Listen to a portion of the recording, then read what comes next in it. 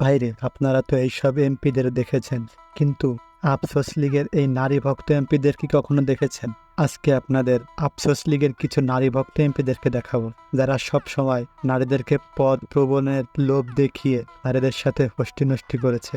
নারী ভক্ত এমপিদের কথা বললেই সবার আগে যে এমপি আসে সেটা হলো আমাদের সুপরিচিত জনপ্রিয় এমপি শেখ সেলিম। আপনারা তো দেখেছেনই শেখ সেলিমের নারী ভক্ত ভিডিও। তারপর নারী ভক্ত সেই ছোট ভাই হাজী সেলিম সবাইকে পান খাওয়ায়, পানের লোভ দেখিয়ে সব মেয়েদের মন জয় করে মেয়েদের সাথে ফষ্টি নষ্টি করেছেন। শেখ সেলিম অসংখ্য মেয়েদেরকে পান খাইয়ে, পানের লোভ দেখিয়ে অসংখ্য মেয়েদের সাথে সম্পর্ক করেছেন।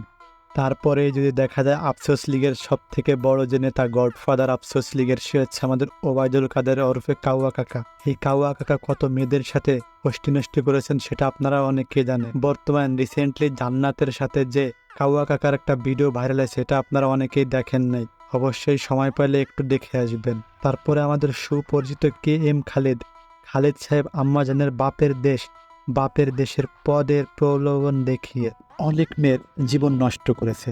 আপনারা যদি এই সমস্ত আফসোস লীগের নারী ভক্ত এমপিদেরকে কোথাও পালিয়ে যেতে দেখে থাকেন, তাহলে অবশ্যই আপনারা যোগাযোগ করবেন, তাদের সুবিচারের আওতায় আনা হবে।